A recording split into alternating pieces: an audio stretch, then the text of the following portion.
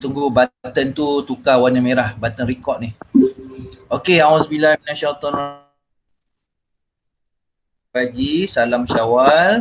Cikgu rasa masih tidak terlewat kot bagi ucapan selamat hari raya kot, walaupun biskut raya dah nak habis, tinggal sedak dan serbuk je. Lemang dah lama habis. Okey. Cikgu nak ucapkan selamat hari raya dan juga maaf zahir batin kalau ada salah dan silap. Baik. Sebelum kita mulakan pelajaran, adalah baik untuk kita membaca surah Al-Fatihah, Ummul Kitab, supaya majlis ilmu kita pada pagi ini diberkati oleh Allah Subhanahu wa taala. A'udzubillahi minasyaitonirrajim. Bismillahirrahmanirrahim. Alhamdulillahirabbil alamin. Arrahmanirrahim. Maliki yaumiddin. Iyyaka na'budu wa iyyaka nasta'in. Ihdinas siratal mustaqim. Siratal ladzina an'amta 'alaihim ghairil maghdubi 'alaihim waladdallin. Amin. Okey, Siti Nur boleh offkan mikrofon untuk elakkan gangguan bunyi. Boleh onkan mikrofon sekiranya ada persoalan ataupun atau cikgu minta awak jawab soalan. Senang ya, ada button mikrofon dekat telefon bimbit tu kan. Tekan je. Okey. Dia ada warna merah, maksudnya tak ada suara lah. Okey. Jadi Siti Nur boleh offkan mikrofon dulu. Okey. Boleh Siti Nur ataupun cikgu tolong off kan? Okey, cikgu tolong off kan. Okey, baik. Alright. Okey, baik. Kita hari ini masuk bab baru, iaitu bab 2, rujuk buku teks. Okey. Rujuk buku teks. Okey. Baik, lihat pada skrin anda. Cikgu nak tunjukkan buku teks.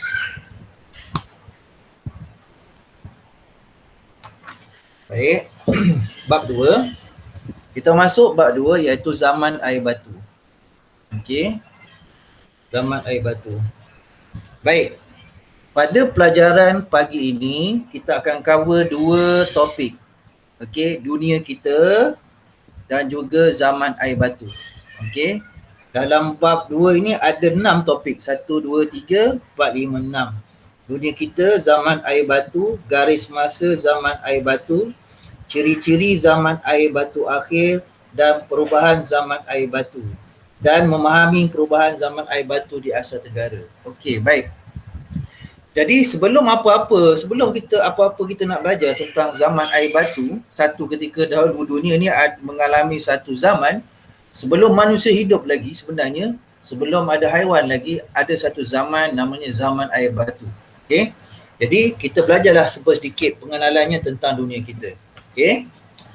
Baik. Rujuk buku teks muka surat 26 Rujuk buku teks muka surat 26. Baik, zaman air batu. Okey, kita akan cover 2 bab hari ini. 2 topik, dunia kita dan zaman air batu.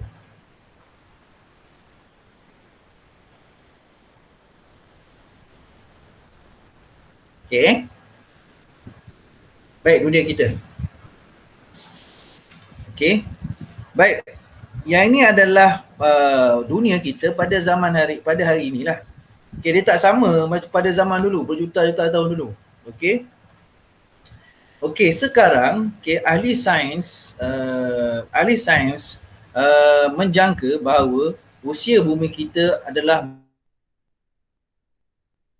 bilion tahun. Maksudnya dah lama pelajar-pelajar, lama dah tua dah bumi ni.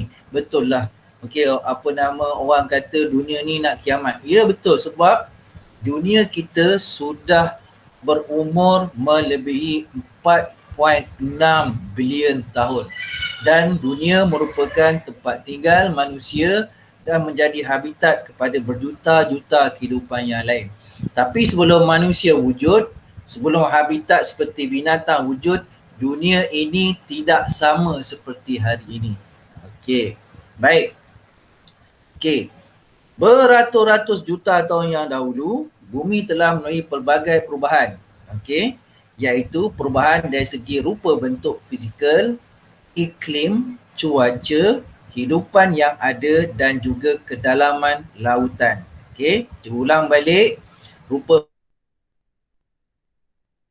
cuaca, kehidupan yang ada dan kedalaman lautan. Baik. Rupa bentuk fizikal di sini memang betul bumi ini berbentuk bulat, tapi sebenarnya istilah bulat tu tidak tepat sebenarnya. Yang paling tepat ialah bumi kita berbentuk sfera. Sfera tidak bulat sepenuhnya. Sfera ni ada sedikit lonjong di bahagian kutub utara dan kutub selatan. Namanya sfera. Maksudnya bukan bulat betul. Jadi selalu orang tanya, bumi, apakah bentuk bumi? Bulat. Tidak. Yang paling tepat jawapannya ialah berbentuk sfera. Baik, iklim bumi beratus-ratus juta tahun dahulu sebelum manusia wujud dan binatang wujud. Bagaimana iklimnya? Sejuk. Okey, sejuk, okey. Zaman air batu, sejuk. Okey. Apakah cuacanya pula? Apakah kehidupan yang ada? Kita akan belajar di sini antara kehidupan yang ada seperti zaman dinosaur dan sebagainya. Okey, dan juga kedalaman lautan. Baik. Okey, yang ini adalah binatang-binatang yang ada yang wujud pada zaman air batu. Baik, cuba tengok sini Okey, bumi telah mengalami pelbagai bentuk fizikal. Okey, perkembangannya kita ukur mengikut tahun.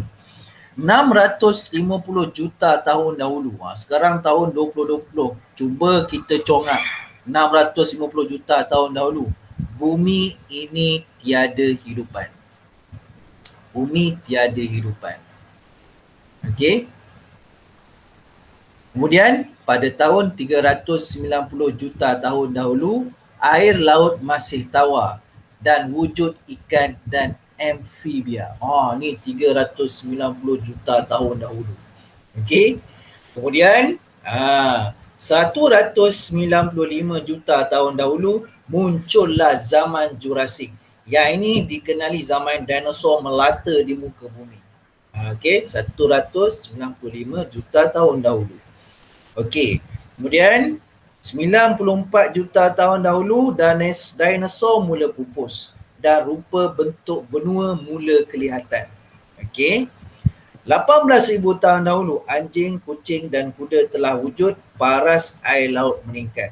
Maksudnya, okey, paras air laut meningkat maksudnya suhu bumi semakin panas, ais cair jadi menyebabkan aras air laut meningkat. Dan hari ini seperti awak lihat bumi pada hari ini.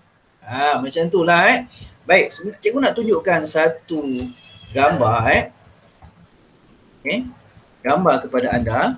Okey. Gambar kepada anda. Kejap tengok pada skrin masing-masing. Okey. Kita lihat apakah organisma yang pertama, makhluk yang pertama wujud, sejak ribuan tahun dahulu. Apa dia? Sebenarnya pelajar-pelajar, makhluk yang hidup, beribu tahun, berjuta tahun dahulu sebenarnya adalah sangat-sangat kecil, macam kuman aja sebenarnya. Cikgu tunjukkan sekarang, gambarnya. Cikgu ada bukunya. Cuba tengok pada skrin masing-masing. Sangat menarik ni. Inilah makhluk pertama Allah jadikan. Itu dia. Nampak? Living things 1,000 million years ago. Makhluk yang hidup 1,000 juta tahun yang lalu. Inilah dia. Yang hidup di laut. Pada masa itu laut tidak masin lagi. Nampak? Inilah dia. Masih lagi tak ada ikan, belum ada lagi. Haiwan di darat pun masih belum ada lagi. Dalam laut cuma ada ini sahaja. Dia adalah haiwan-haiwan yang sangat-sangat kecil. Baik. Kemudian kita lihat.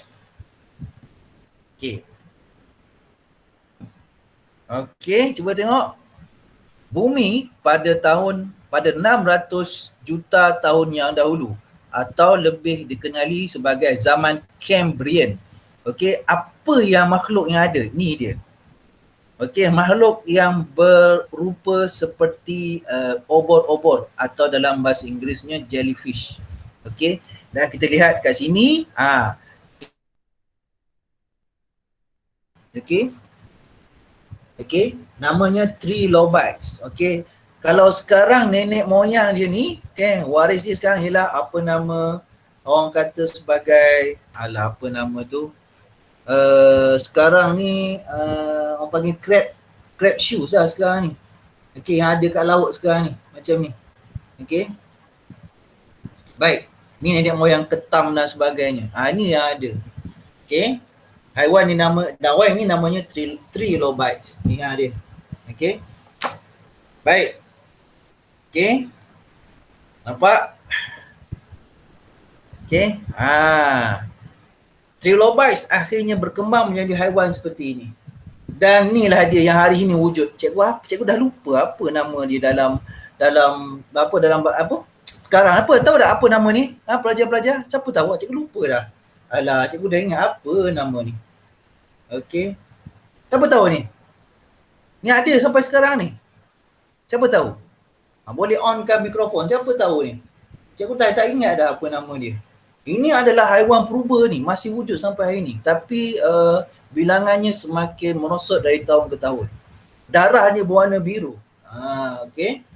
Baik, kemudian di laut kita ada ni, okey, kala jengking. Kala jengking asal dari laut. Ni dia, dalam laut. Kemudian dia berevolusi, berkembang, naik ke darat, dia jadi seperti kala jengking moden ini. Dan begitulah pelajar-pelajar sampailah wujud zaman dinosaur, ikan dan sebagainya. Okey. Alright, buku ni bertajuk Prehistoric Life. Okey, kehidupan prasejarah di dunia. Okey. Alright, sangat menarik buku ni untuk kita baca. Okey, baik, kita sambung. Okey. Sampai mana tadi? Okey, ni kan? Okay. Baik, jom. Okey. Baik, next. Okey, baik, tengok sini. Dunia kita, iklim telah mempengaruhi perubahan rupa bentuk fizikal bumi menjadi daratan dan lautan. Okey. Daratan ialah gunung, banjaran, bukit, tanah pamah, lembah dan sungai. Antara laut dan benua di dunia. Okey. Ialah ni dia. Okey. Jadi daratan ialah gunung, banjaran, bukit, tanah pamah, lembah dan sungai. Okey. Ingat dulu laut ni semua membeku tau. Beku. Pada zaman air batu laut ni beku. Okey. Dia adalah satu daratan yang sangat-sangat luas. Bila suhu bumi semakin meningkat, okey, ais mencair, akhirnya membentuk sungai, membentuk laut, paras laut meningkat. Akhirnya jadilah sungai, tasik dan sebagainya. Okey. Baik, inilah lautan-lautan dan benua-benuanya. Ini zaman moden pelajar-pelajar. Pada zaman dahulu benua ni bercantum ni. Benua ni bercantum. Okey. Cikgu nak tunjukkan satu video bagaimana bentuk benua ni. Benua ni benua Amerika Utara, benua Amerika Selatan, benua Eropah, benua Afrika, benua Asia, benua Australasia. Okey, sebenarnya benua-benua ini pada zaman dahulu, pada zaman berjuta tahun dahulu sebenarnya dia bercantum. Okey, mari kita lihat sama-sama video ni. Okey. Cikgu tunjuk video dia. Okey, tengok sini. Okey, macam mana benua ini bercantum pada zaman dahulu, berjuta tahun dahulu.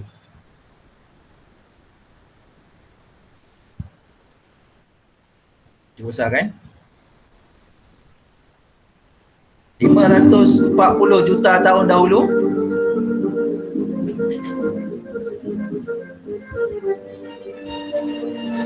Ni bentuk kita. Benua-benua kita dia bercantum, nampak?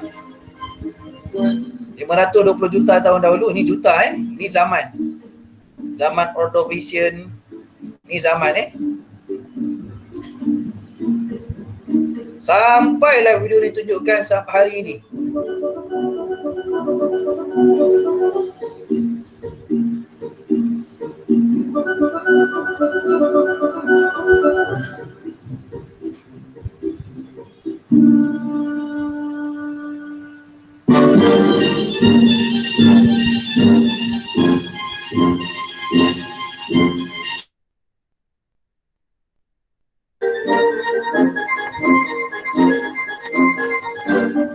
430 juta tahun dahulu, zaman Silurian.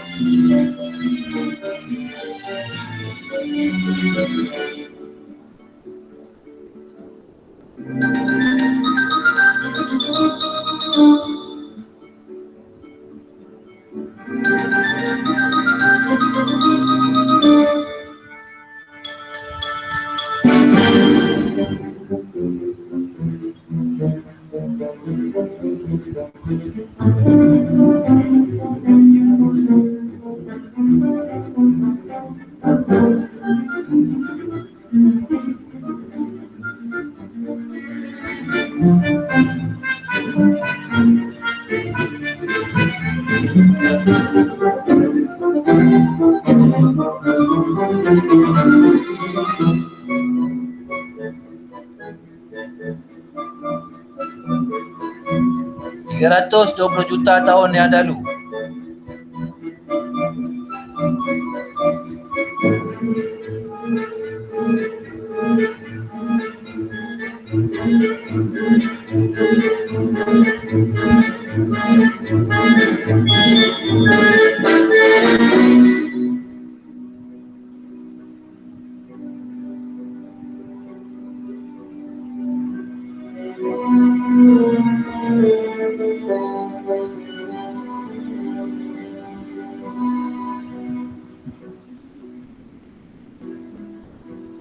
Zaman Triasik, 240 juta tahun dahulu.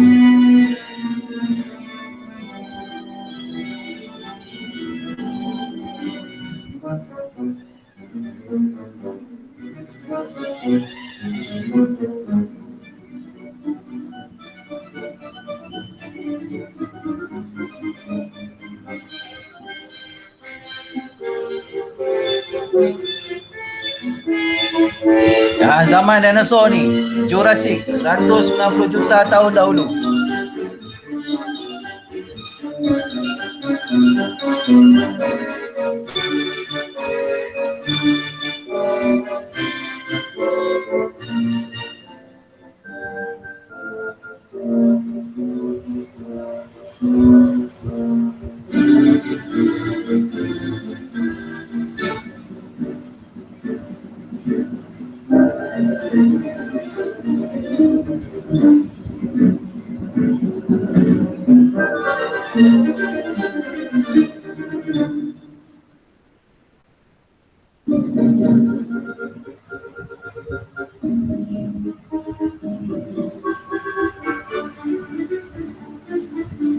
$140 juta tahun yang dahulu.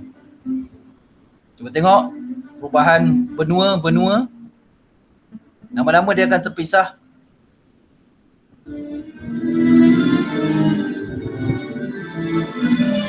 Ya, pada masa ini dinosaur sudah pun pupus.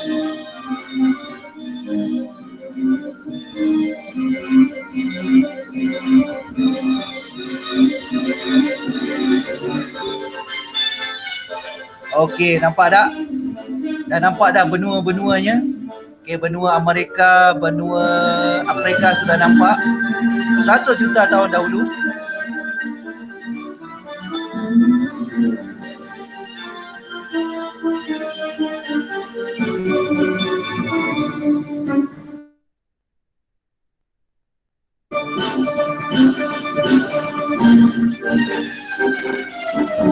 $80 juta tahun dahulu.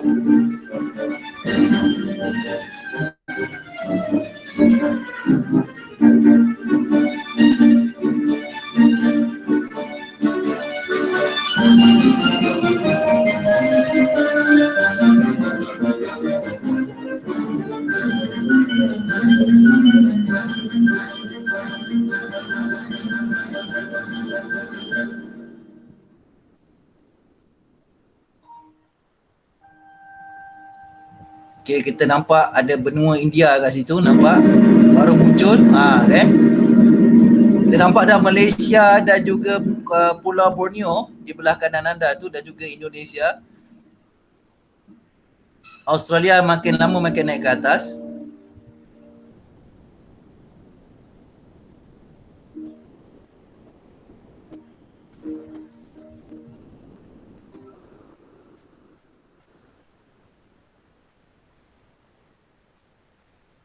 Okey, dah mirip seperti hari ini 10 juta tahun dahulu.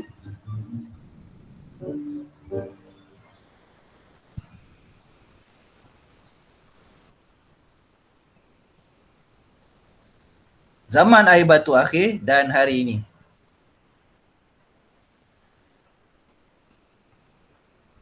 Okey, student, nampak tak? Okey, bagaimana Allah jadikan bumi ini, mula-mula dia bercantum daratan ni ya.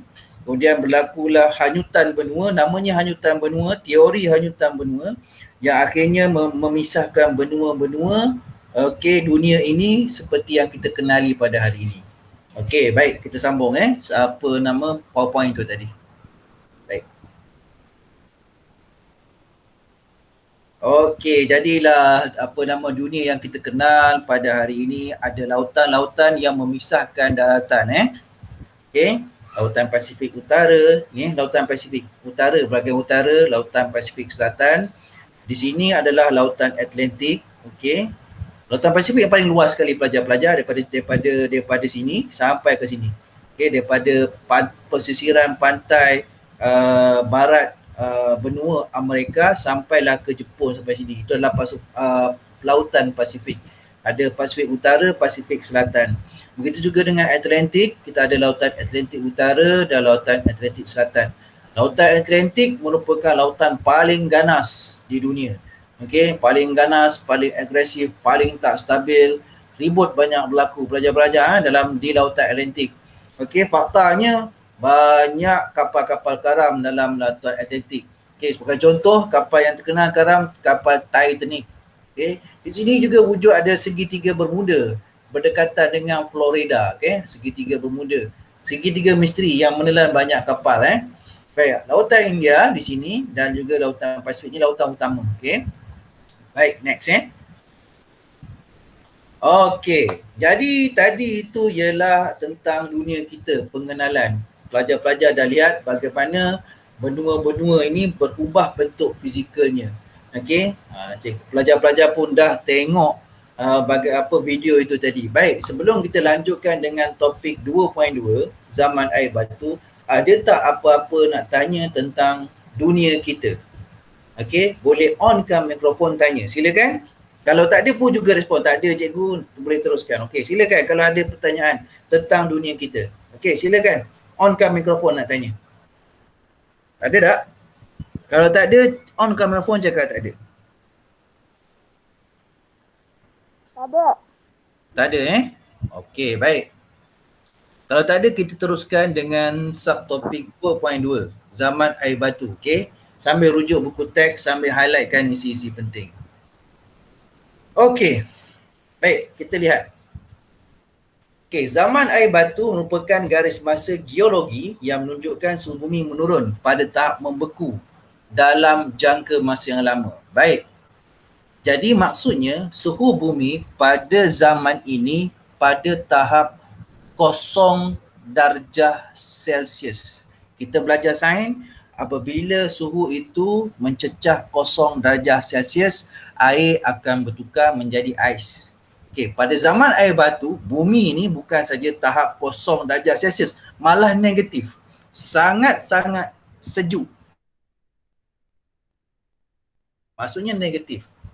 Okey, air batu tebal di sebagai lapisan ais menutupi kutub utara dan kutub selatan. Menyebabkan kawasan air batu ini menjadi luas di kawasan kutub dan juga pergunungan. Itu sebabnya itu sebabnya zaman air batu ni dia seperti daratan ais yang cukup luas sebab dia tahap membeku. Bayangkan, beku semuanya. Kalau kita ada pada zaman itu, kita boleh jalan kaki, nak jalan kaki je, nak menyeberang benua-benua. Dan apabila zaman air batu ni memasuki fasa akhir, iaitu suhu bumi makin panas, maka air batu ini akan mengalami satu proses yang dinamakan sebagai pengglasiran. Okey. Baik, akhirnya apabila air batu ni cair, dia akan membentuk laut, membentuk sungai, membentuk tasik dan membentuk daratan. Daratan yang ada gunung, yang ada tanah, yang ada bukit seperti yang kita duduk di bumi pada hari ini. Dulu zaman air batu semuanya ais tebal kat situ. Okey. Maksudnya maksudnya kalau lah kita buat air kan, air kopi ke apa, kita buat air kopi tanpa sekejap je, oh dah jadi ais dah air kopi tu. Begitu bekunya pada zaman itu.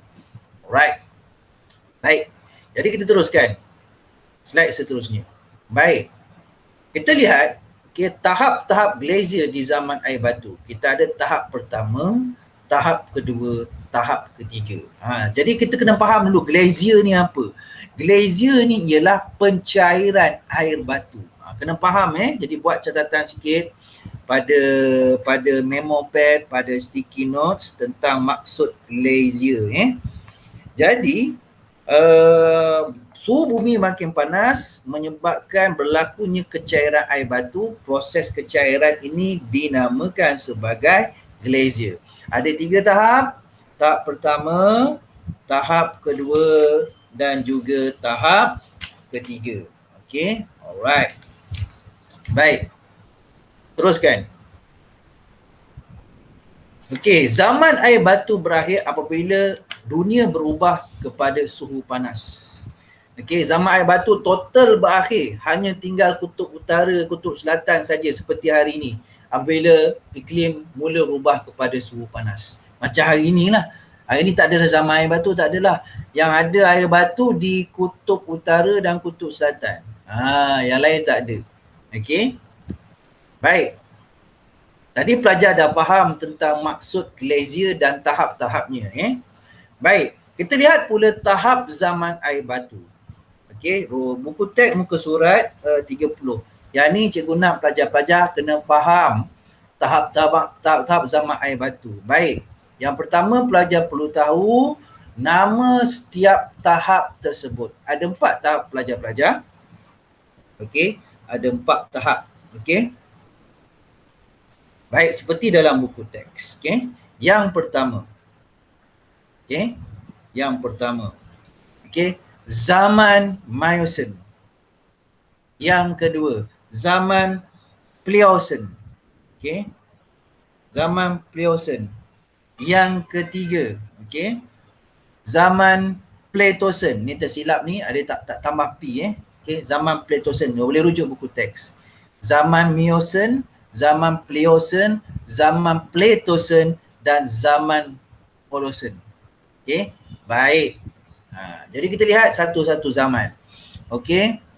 Baik, zaman Miocene, bumi pada ketika itu 23 hingga 5 juta tahun dulu. Ni zaman Miocene. 23 hingga 5 juta tahun dulu. Apa? Okey, bentuk fizikalnya, gunung ganang terbentuk secara fizikal. Zaman Miocene ni ada mamalia berkembang di bumi. Hidupan laut pun ada dan mamalia air pun ada. Okey. Suhu dunia panas dan kering. Baik. Dia macam bercanggah. Zaman air batu, suhu dunia panas dan kering. Baik, macam ni pelajar-pelajar. Yang ini selalu pelajar dulu. Okey, ingat. Kan kita belajar tadi, pada zaman air batu ada satu proses namanya. Zaman air batu ni tidak kekal pelajar-pelajar. Dia akan dia ada zaman air batu ni dia ada zaman akhirnya. Zaman akhir ni air batu cair sepenuhnya. Jadi walaupun pada ketika itu zaman air batu, tetapi walaupun suhu dunia ni panas, tapi ada cahaya matahari. Secara perlahan-lahan cahaya matahari yang sampai pada zaman air batu ni mencairkan air batu sedikit demi sedikit demi sedikit. Suhu dunia panas dan kering. Ya, panas di sini bermaksud tak adalah panas macam gurun Sahara macam padang pasir, tidak. Di panas ni kita dapat rasa bahang daripada matahari walaupun suhu sekeliling sangat sejuk. Jadi zaman air batu. Faham tak? Maksudnya boleh bayangkan kita duduk dekat kutub utara, duduk kita menerima cahaya matahari. Macam itulah. Kita rasa panas juga daripada cahaya matahari tu. Tapi dalam masa yang sama, kita juga rasa sejuk kerana berada di tempat air batu. Macam itulah perumpamaan yang cikgu bagi. Right. Okey. Kemudian selepas zaman Miocene, masuk satu lagi zaman dinamakan sebagai zaman Pliocene. Bila berlaku 5.3 juta hingga 2.6 juta tahun dahulu. Yang ini dia berlaku penyejukan global. Yang ni tadi panas kan, ada matahari. Ini berlaku pula penyejukan global. Okey. Dan penyejukan global ni menyebabkan pengeringan alam sekitar global, membawa kepada penyebaran besar padang rumput dan savana. Okey, di sini okey, walaupun penyejukan global ni maksudnya dia menyebabkan alam sekitar tu kering. Penyejukan dia macam frost. Frost ni bahasa Inggeris. Maksudnya penyejukan global secara menyeluruh di dalam dunia ni yang akhirnya muncul pada zaman Pliocene ni, munculnya padang-padang rumput yang besar. Okey, yang luas mata memandang. Okey, dinamakan sebagai savana dalam bahasa Inggeris. Okey. Baik. Zaman Pleistocene 2.5 juta sehingga 10,000 tahun dahulu. Okey. Glacier berlaku di sini. Nampak cikgu cakap tadi? Air batu dia mencair sedikit demi sedikit dan kemuncak dia pada zaman Pleistocene. Okey, dia punya menunjukkan glacier utama berlaku pada zaman ini. Masa ini manusia dah ada dan manusia pun telah tahu cara membuat api. Dan oleh kerana pada zaman tu masih lagi zaman air batu, manusia boleh sampai ke Australia melalui jalan darat di Asia Tenggara. Masih lagi daratan yang luas air batu. Okay, walaupun berlaku glacier, pencarian ais batu, tapi masih lagi air batu banyak di muka bumi ini membentuk daratan luas. Sehingga kan kalau kita duduk dekat Malaysia ni, kita boleh jalan kaki menuju ke negara Australia. Jalan kaki je. Laut terbeku. Macam tu. Okay, alright. Baik. Zaman yang keempat ialah zaman Holocene. Okey, zaman Holocene berlaku 10,000 tahun dahulu hingga sekarang. Yang ini air batu makin cair, cair semuanya membentuk daratan. Ada nampaklah gunung, nampaklah bentuk gunung, nampaklah bentuk bukit, munculnya sungai, anak-anak sungai akhirnya menjadi tasik. Laut mencair, jadi air laut pun meningkat. So akhirnya ada tanah pamah, ada gunung. Manusia boleh bercucuk tanam dan sebagainya, boleh gunakan sumber air di sungai. Dan muncullah pertempatan manusia. Jadi berlaku apabila manusia dapat air batu cair, wujudnya padang-padang, wujudnya hutan dan sebagainya, manusia dapat mengoptimumkan sumber daripada alam sekitar ini. Maka perkembangan manusia pun meningkat dalam bidang pentadbiran, undang-undang, pendidikan dan juga keagamaan. Okey pelajar-pelajar, itu adalah tahap-tahap zaman air batu. Mungkin ada pelajar nak tanya, mungkin pening ke apa. Okey, boleh tanya tentang tahap zaman air batu. Nak tanya. On camera pun tanya kalau tak faham. Sila.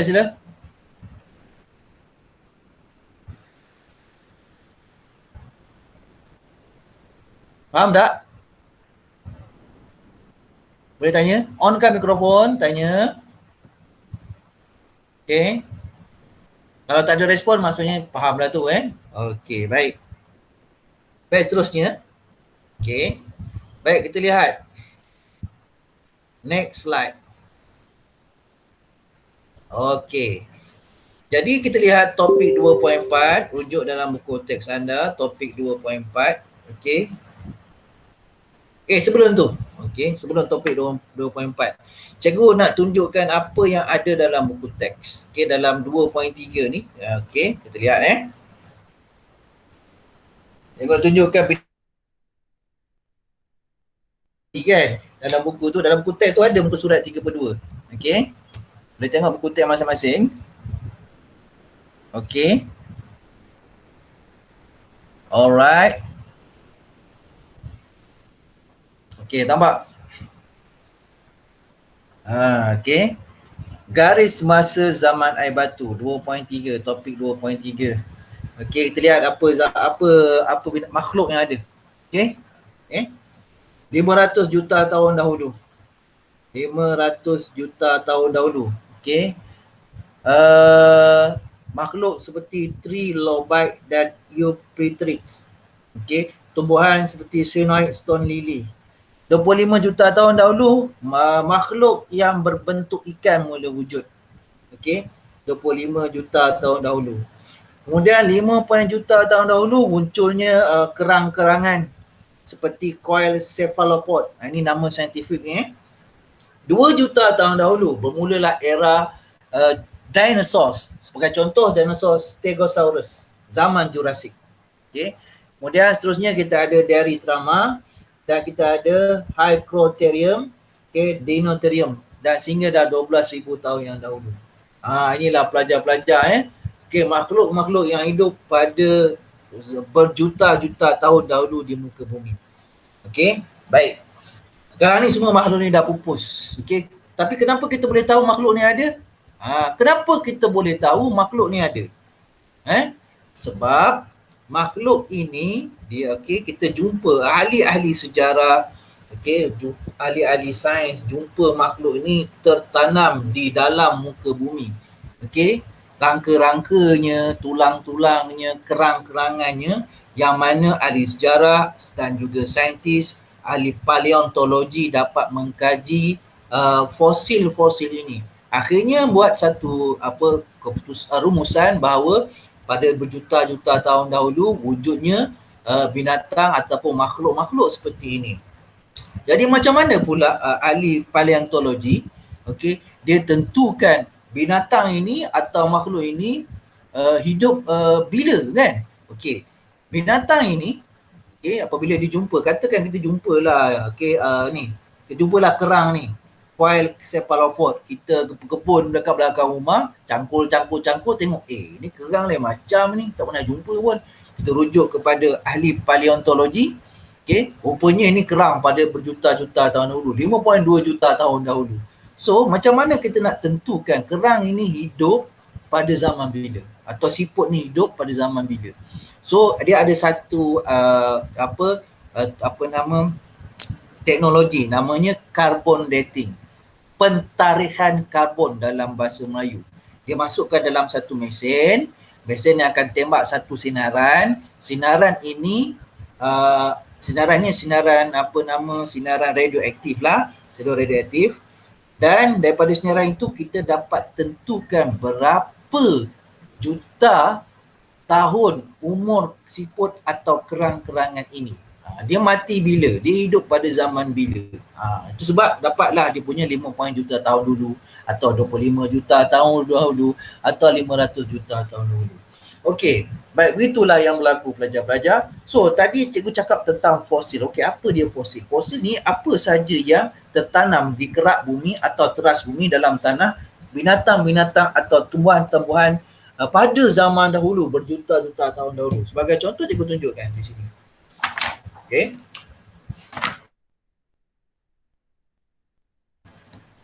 Nampak? Jumpa di dalam kerak bumi. Okey, fosil Tyrannosaurus. Okey, ataupun T-Rex dinosaur. Ini nama dia fosil lah. Kita jumpa. Okey, fosil tu boleh jumpa dalam tanah, pada batu batan dan sebagainya. Okey, kita tengok contoh. Ini contoh, nampak fosil. Ini fosil makhluk yang namanya trilobite yang telah ditemui pada batu. Dia terpelihara pada batu. Jadi ahli paleontologi dapatlah mengkaji makhluk ini. Okey, sebagai contoh lagi, nampak yang ni sangat menarik. Okey, nampak pada batu bata ini adanya fosil-fosil haiwan-haiwan purba. Ni trilobite lah ni. Okey, nampak. Okey. Ya, tu ada lagi tak fosil? Okey, cikgu tunjukkan kalau ada fosil lagi. Okey, ada lagi. Satu lagi contoh kalau cikgu nak, kalau boleh. Okey. Nampak yang ni pun? Tengok. Okey. Alright, tengok ada lagi tak? Last. Kalau cikgu boleh tunjukkan. Okey. Ini dia. Fosil bentuk telur. Telur pada zaman dinosaurs. Okey. Yang ni telur itik. Yang ni telur ayam.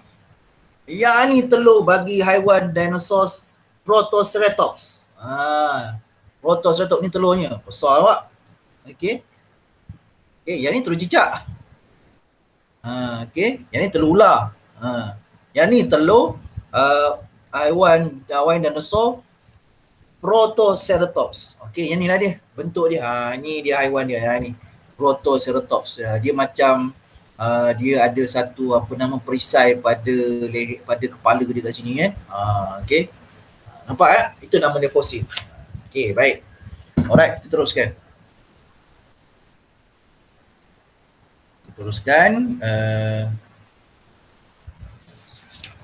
Okey. Jadi garis masa zaman air batu kita dah belajar. Inilah dia garis masanya. Okey, sama seperti dalam buku TEM surat 32 tu. Okey, cuma dalam buku TEM tu dia lukis dia tunjukkan dalam bentuk garis masa. Dalam slide ini ditunjukkan dalam bentuk rajah. Alright. Baik, next. Baik, kita lihat pula ciri-ciri zaman air batu. Okey, yang ni pelajar highlight kan dengan pen highlighter ataupun ringkaskan dia dalam bentuk nota ataupun dalam memo pad atau sticky notes masing-masing. Okay? Alright, baik. Lihat, okey. 1, ada berapa tu? 1, 2, 3, 4, 5, 6. Okey, baik. Highlight kan Okay, soalan mungkin akan tanya, apakah ciri-ciri zaman air batu? Okay, berikan penjelasan anda. Okay, sebagai contoh soalan seperti itu. Okay, air laut membeku. Okay, ingat air laut membeku. Air laut tu ada, laut ada. Tapi membeku sehinggakan manusia binatang boleh merentasi laut yang beku itu ke daratan lain. Ke daratan satu lagi. Begitulah pelajar-pelajar Sebahagian besar bumi dilitupi salji. Sebahagian besar bumi dilitupi salji. Okey. Okey, kita lihat pula aras laut. Okey, aras laut, air laut membeku. Paras laut rendah. Pulau bersambung dengan tanah besar. Memanglah dah laut beku akan jadi daratan. Jadi pulau-pulau itu bersambunglah dengan tanah besar sebab daratan air laut tu dah jadi. Air laut tu dah telah menyambungkan pulau dengan tanah besar. Okey. Baik, suhu masih sejuk. Kawasan kutub dan benua Eropah dipenuhi salji. Zaman air batu mestilah suhu sejuk. Okey. Binatang. Di kawasan tanah pamah yang sejuk terdapat badak dan memot. Pada zaman air batu terdapat haiwan yang haiwan seperti badak yang besar dan juga memot. Memot ni, memot, gajah ni. Dia adalah nenek moyang gajah hari ni. Jadi mammoth ni dia bentuk seakan gajah hari ni, cuma dia lebih besar, gadingnya lebih panjang, dia lebih tinggi, okey, berbulu. Itu beza dia. Okey. Kita lihat pula tumbuhan. Tumbuhan ialah rumput-rumput dan pokok-pokok renin. Manusia ada pada masa itu, okey. Manusia hidup secara nomad. Nomad bermaksud berpindah mencari makanan dengan mereka mencari makanan dengan memburu binatang. Itulah ciri-ciri zaman air batu akhir, pelajar-pelajar sekalian. Baik, dalam buku teks tu ada perkara yang menarik perhatian cikgu. Yang rasa cikgu akan cikgu perlu tunjukkan kepada anda. Okey, lihat buku teks masing-masing ke surat 34. Okey. Surat 34 Baik. Ini dia pelajar-pelajar. Okey, cikgu zoomkan lagi. Tu dia. Okey, tengok bagaimana haiwan ataupun manusia boleh merentasi antara benua ke benua. Nampak? Okey, ni laut tetapi air laut berbeku. Okey, dia boleh rentas. Okey. Okey, pulau-pulau bersambung dengan tanah besar memudahkan manusia serta binatang bermigrasi. Bermigrasi itu maksud berpindah. Berpindah, merentasi lah. Baik, setakat ni pelajar. Okey. 2.4. Ada apa-apa soalan? Ada apa-apa soalan tak? Student, ada apa soalan? Ada soalan tak? Ada tak? Ada? Ada tak? Tanya-tanya. Kalau tak ada, cakap tak ada. Kalau ada soalan, ada kemusykilan, boleh tanya. Silakan. Cikgu buka kepada ruang soalan. Onkan mikrofon dan tanya. Silakan. Ada? Ada. Tak ada? Oh, faham belaka ni. Oh, dahsyat ni. Tak apa. Kita belajar topik yang terakhir pula, iaitu 2.5, perubahan zaman air batu akhir. Rujuk buku teks, muka surat 36. Okey, 36. Ni bumi dah masuk zaman air batu akhir. Okey. Tadi ciri-ciri kan zaman air batu akhir. Okey, 2.5 muka surat 36, perubahan zaman air batu akhir. Baik, kita lihat slide pelajaran.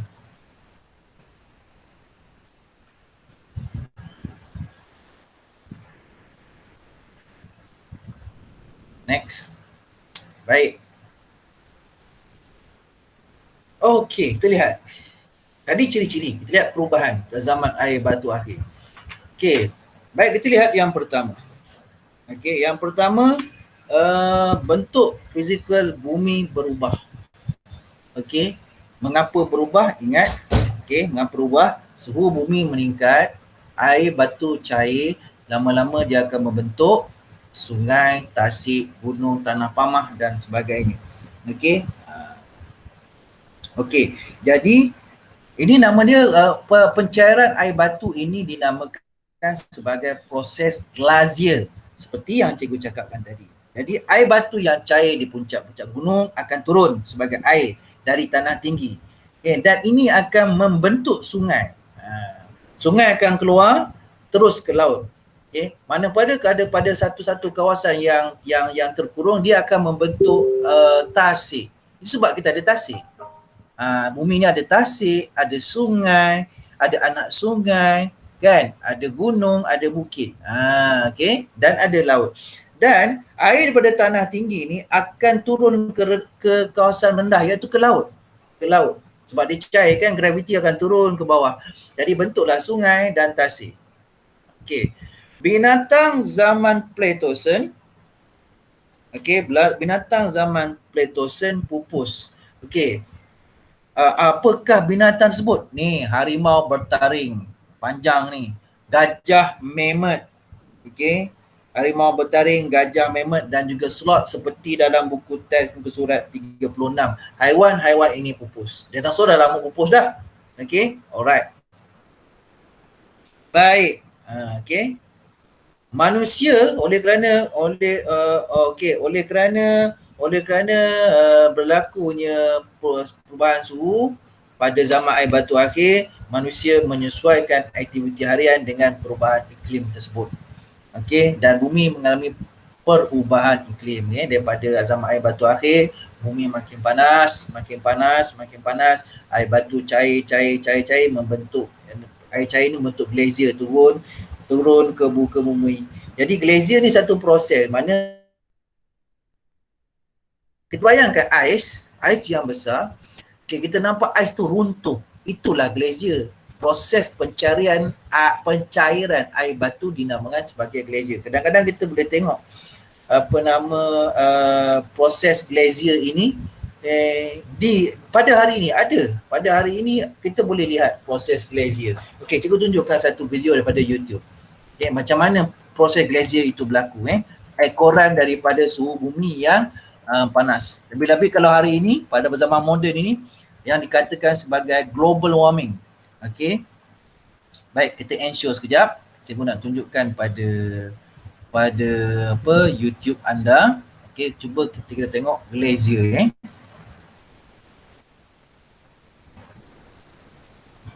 Baik. Tengok. Okey. Yang ini kita tengok ni lah yang tak berapa panjang ni, panjang sangat pula. Ni. Inilah proses glacier. Okey. Dia air suhu yang panas dan keruntuhan itu dinamakan glacier. There's no easy way to reach a glacier on foot. For climate researcher Brian Bretschneider, though, it's become an increasingly important part of his work. Below us, the stunning sight of the Portage Glacier, a vast structure of ice and rock that's been here for tens of thousands of years. Ini di Alaska, Alaska pada hari ini. Alaska ni dia ada air batu lagi. At an alarming rate. We're used to thinking about things changing over time spans that are longer than human lifetimes. But when you come back here year after year, you notice with your own eyes, not with any kind of fancy equipment, but you notice how much it's changing. It's really dramatic, and it really causes you to think about, where we're at and where we're going and what we can do about it. Archival images show the rate of change. The transformation researchers say is driven by rising global temperatures. One startling example of just how far and how fast this glacier has gone is perhaps this building. It was constructed in 1986 for one reason alone, and that was to give tourists a direct view of the face. Here now, all you see is water. And to get to the glacier, Ptarmigan cruise ship has been taking tourists out of the glacier for decades. And deckhand David Mazak joined the crew in 1997. He tells us back then, the Portage Glacier was very... Okay, student, nampak? Ni air batu ni. Okay, jadi glacier, proses pencairan air batu. Bayangkan air batu ni cair, lama-lama ikatan dia makin lemah dan dia runtuh. Itulah nama glacier. Okay, baik, kita sambung. They shot up like fingers, and they went up over 130 feet into the air. And on the sides of the glacier, you had huge monoliths of ice. Nak air batu bukannya batu tau, air batu ni. Like this. Many of the tourists that take the cruise are aware glaciers are disappearing. For those who have travelled far to see one of Alaska's most iconic sites, there's a sense that this might be their last chance. It does make me sad because I enjoy nature and take part of it. Now look how big. Change can be reversed, giving Okay, glaciers the kita chance stop to kat slowly sini. recover. Kita cari lagi yang betul-betul kita nampak dia jatuh air batu tu. Okay, air batu tu jatuh yang menunjukkan dia betul-betul lah glacier je Kalau ada lah Okay. Right, tengok kejap. Cari yang ni. Yang ni memang mengerikan lah. Inilah dia glacier. Ni nampak dia jatuh macam ni kan. Ni glacier. Okay.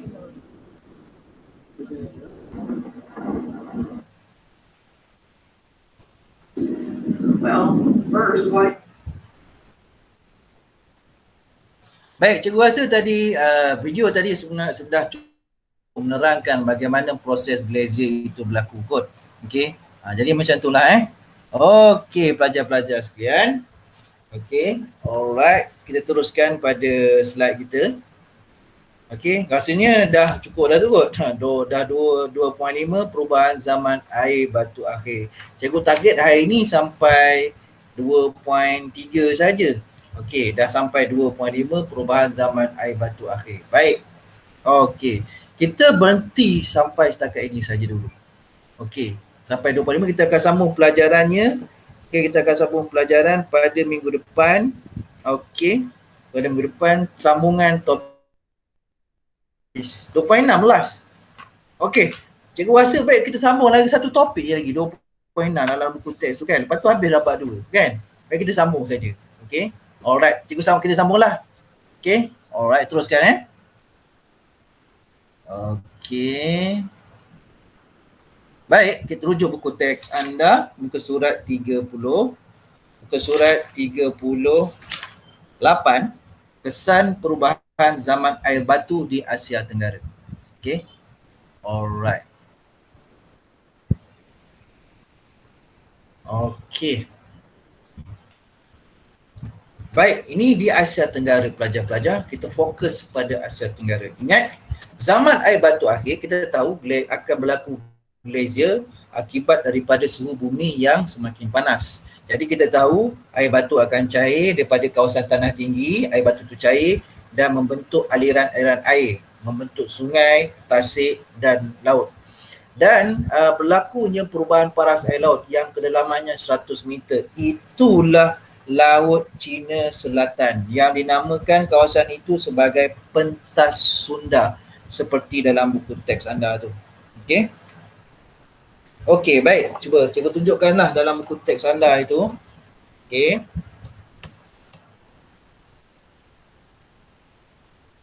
Buku teks anda lihat. Okey, pentas Sunda. Baik, ini muka surat 38. Okey, kita lihat sini di tanah semenanjung Malaysia, Kepulauan Borneo, okey. Sumatera, Kepulauan Jawa. Okey, Makassar. Baik, yang berwarna kuning kehijauan ni adalah pentas Sunda. Pada zaman air batu, pentas Sunda ni adalah satu daratan air laut yang membeku. Maksudnya kita boleh merentas daripada sini sehingga sini tanpa sebarang masalah sebab dia satu daratan laut yang membeku. Tetapi apabila zaman air batu memasuki fasa akhir, suhu dunia makin panas, berlaku glacier, membentuk lautan yang dalamnya 100 meter. Jadilah macam ni laut dan sebagainya, membentuk Selat Melaka, Teluk Siam, Laut Cina Selatan, Laut Jawa dan sebagainya. Inilah pentas Sunda. Begitulah belajar-belajar. Alright, kita kembali kepada slide PowerPoint tadi. Okey.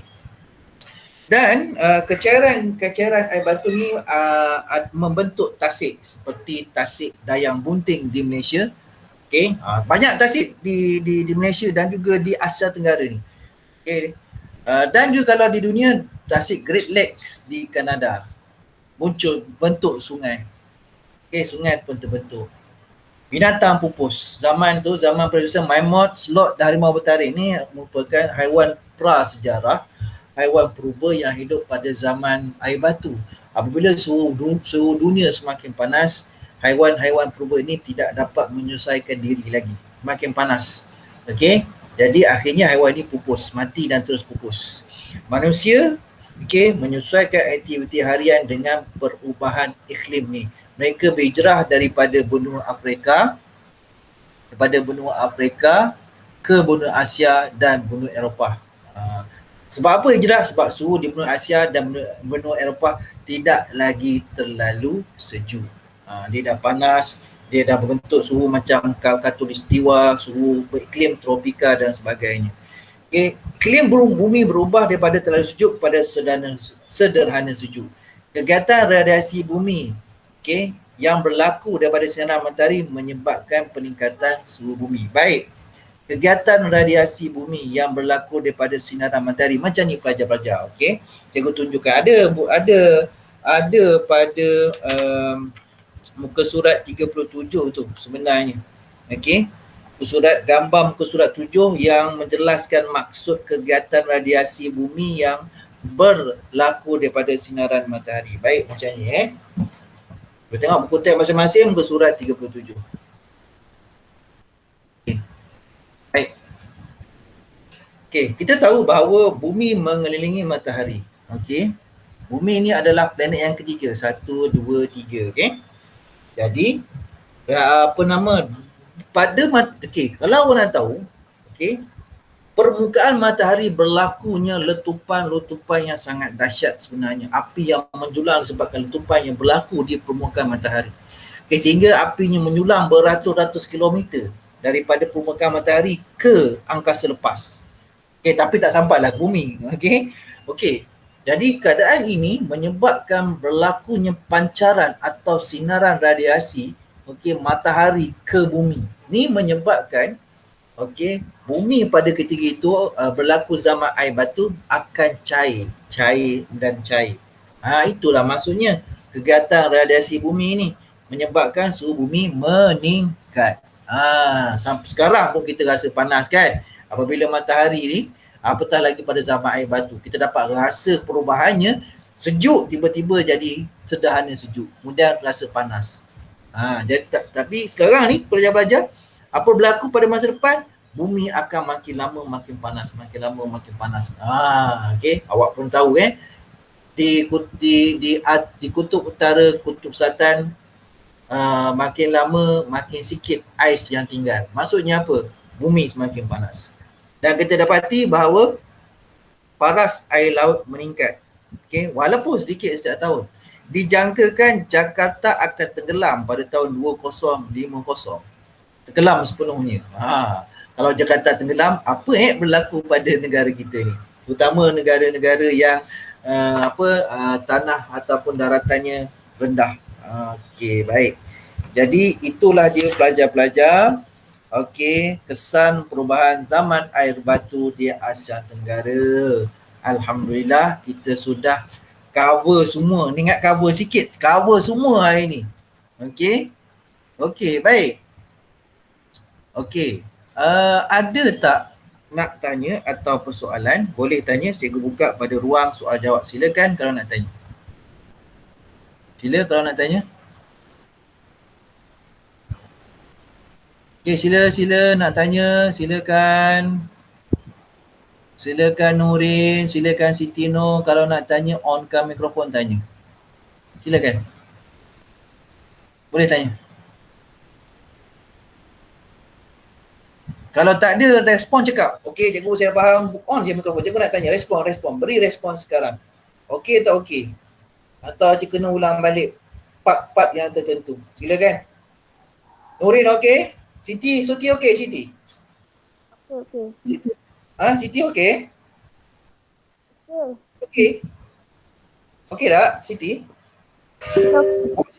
Okey Okey. Syirah okey?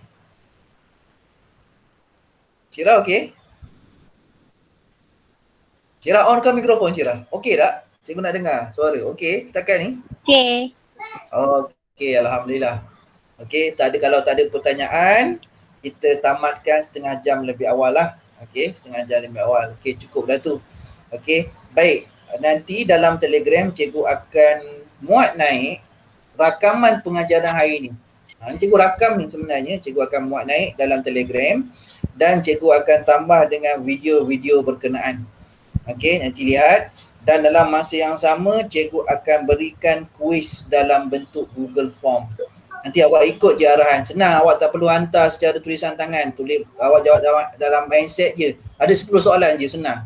Sangat-sangat simple. Cikgu tak nak bebankan serabutkan kepala otak awak. Jadi santai-santai saja, tapi dalam masa yang sama kita dapat sesuatu yang bermanfaat daripada pelajaran hari ini. Okay? Kalau tak dapat banyak, dapatlah sikit. Okay? Awak faham dah. Walaupun tak semua kan. Okay? Awak tahu apa yang berlaku pada dunia kita. Okay, sampailah pada zaman air batu dan hari ini kan. Okey, baik. Okey, baiklah cikgu rasa kalau tak ada apa-apa soalan, kita tangguhkan kelas kita pada minggu depan. Minggu depan kita akan masuk bab 3. Cikgu ulang balik. Nanti pesan pada kawan-kawan untuk study balik rakaman pengajaran cikgu. Terutama kepada kawan-kawan yang tak ada hari ini. Okey, kelas hari ini 2 orang je datang. Okey. 2 orang, okay? Nurin, Siti. Yang lain tak tahu ke mana. Okay. Okay, cikgu nak tanyalah, jujur cakap. Awak gemar kelas yang macam mana? Nak guna apa? Guna Google Meet ke? Guna Telegram ke? Nak guna apa? Beritahu cikgu. Cikgu boleh. Kalau tak suka Google Meet macam hari ni, yang susah dan sebagainya, data banyak kena pakai, cikgu gunanya Telegram. Tapi Telegram tak dapat bersemuka macam ni. Kita tak puas dah belajar kan. Kita tak dapat berinteraksi. Okey. Jadi beritahu cikgu. Kan. Apa sebenarnya awak nak. Okay? Bergantung kepada kesediaan awak dari segi telefonnya, laptopnya, akses internetnya, gadgetnya. Mungkin ada kekangan. Mungkin yang lain tak ada kekangan yang okey. Internet mungkin ada tempat tu slow macam dalam gua. Tak ada langsung. Ada yang laju okey. Baik, jadi beritahulah cikgu apa sebenarnya medium yang awak nak belajar. Google Meet ke? Telegram ke? WhatsApp ke? Tapi WhatsApp cikgu tak gemar lagi. WhatsApp ni sikit sangat video yang panjang tak boleh masuk WhatsApp. Memang susah. Dia kena guna Telegram. Okay? WhatsApp ni setakat chat-chat begitu boleh lah. Tapi nak kongsikan bahan pelajaran yang besar kapasitinya memang tak boleh. Kena guna Telegram. Okey, tak nak membel panjang lah. Okey, kita kejap lagi nak masuk zuhur, jadi eloklah tu okey, kirim salam cikgu kepada ibu bapa dan juga penjaga masing-masing. Dan cikgu nak beritahu mungkin kita tak akan berjumpa lagi di sekolah. Kita jumpa secara macam ni saja. Sebab apa? Sebab sekolah hanya dibuka untuk pelajar tingkatan 5 pada Rabu minggu depan, 24 Jun. Kemudian beransur-ansur akan dibuka kepada pelajar tingkatan 4. Okey ke? Okey, mungkin dalam bulan 8 atau 9. Kemudian beransur-ansur akan dibuka kepada pelajar tingkatan 3. Stop sampai situ. 2-1 mungkin tak akan sekolah pada tahun ini. Kecuali benar-benar COVID tak ada lagi di Malaysia. Bukan lagi ancaman. Tak ada satu pun yang kena jangkit, termasuk warga negara dan bukan warga negara di Malaysia. Barulah buka semua sekolah. Jadi itu sebabnya mungkin kita akan lama belajar gunakan kaedah ini. Harap bersedialah. Okey. Bila laju juga ni. Bab 3 selesai. Bab 2 dah selesai. Minggu depan bab 3. Rakan awak tingkatan 1 AB sudah bab 6. Akan masuk bab 6. Bab 5 selesai. Okey, 1 AB kawan awak tu kan. Dah lama dah guna Google Meet ni. Lama dah guna Google Meet. Cuma kelas awak ni cikgu tak wujudkan WhatsApp sejak pada awal lagi. Itu sebabnya susah nak kontak apabila berlakunya PKP. Barulah cikgu dapat awak punya WhatsApp group. Daripada WhatsApp group tu cikgu bina Telegram. Okey. Baik, jangan bimbang, kita akan belajar secara santai-santai tetapi bermanfaat. Kita jumpa pada kelas akan datang. Salam cikgu pada ibu bapa dan penjaga masing-masing. Baik, kita akhiri majlis ilmu kita dengan tasbih al-kifarah dan surah Al-As. Bismillahirrahmanirrahim.